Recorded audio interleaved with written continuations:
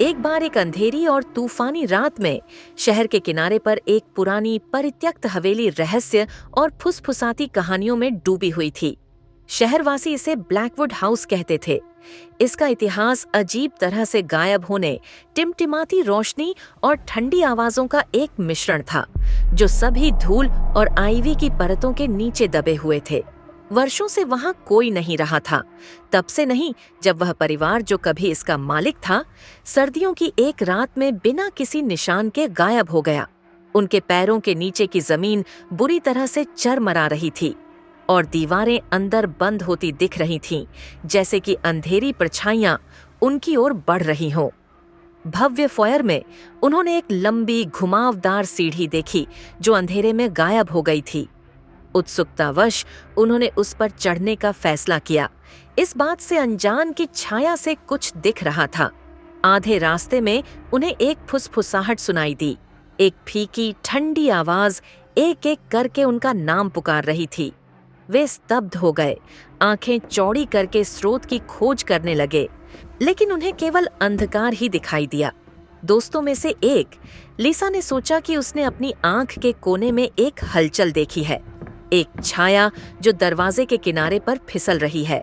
उसने अपने दोस्तों को बुलाते हुए उसका पीछा किया, लेकिन परछाई उसे घर के अंदर तक ले गई, संकरे घुमावदार गलियारों में, जिस पर उसने पहले ध्यान नहीं दिया था। उसने पुकारा, लेकिन उसकी आवाज छोटी लग रही थी, दीवारों द्वारा निगल ली गई थी। अन्य लोग उसकी तलाश करने के लिए अलग हो गए, उन कमरों में चले गए जहां धूल कोहरे की तरह हवा में लटकी हुई थी। फर्नीचर फटी हुई चादरों में लिपटा हुआ था और पुराने फीके चित्रों को खाली खोखली आंखों से देखा जा रहा था।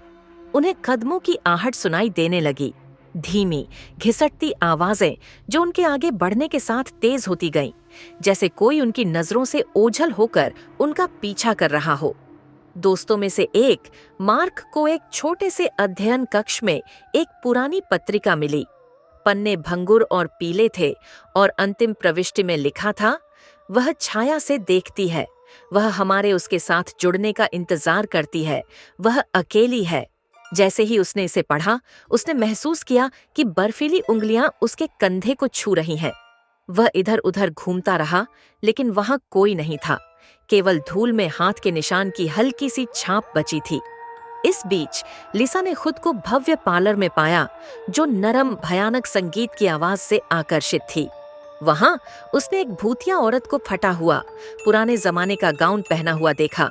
उसका चेहरा पीला और कमजोर था, उसकी आंखें खोखली थीं, फिर भी लिसा पर टिकी हुई थीं। महिला फुसफुसाकर बोली, तुम्हें नहीं आना चाहिए था, अब तुम कभी नहीं जा सकते। घबराहट में लिसा ने भागने की कोशिश की, लेकिन दरवाजा बंद हो गया, जिससे वह अंदर फंस गई। उसकी चीखें सुनकर अन्य दोस्त आवाज की ओर दौड़े, लेकिन उन्हें केवल एक खाली कमरा मिला जो असहनीय सन्नाटे से भरा था। एक एक करके वे गायब हो गए। उनके लुप्त होते रोने की गूंज और अंधेरी छाया में लौटने वाले धीमे व्यवस्थित कदमों की आवाज के अलावा कोई निशान नहीं बचा। आज तक शहरवासी कहते हैं कि यदि आप तूफानी रात में ब्लैकवुड हाउस के बाहर खड़े होते हैं, तो आप संगीत की हल्की धुन और उन लोगों के फुसफुसाए हुए नामों को सुन सकते हैं जिन्होंने प्रवेश करने का साहस किया और कभी वापस नहीं लौटे। और कभी-कभी सबसे ठंडी रातों में आप उनकी परछाइयों की एक झलक पा सकते हैं, जो बाहर निकलने के रास्ते की तलाश में हमेशा भटकती रहती है।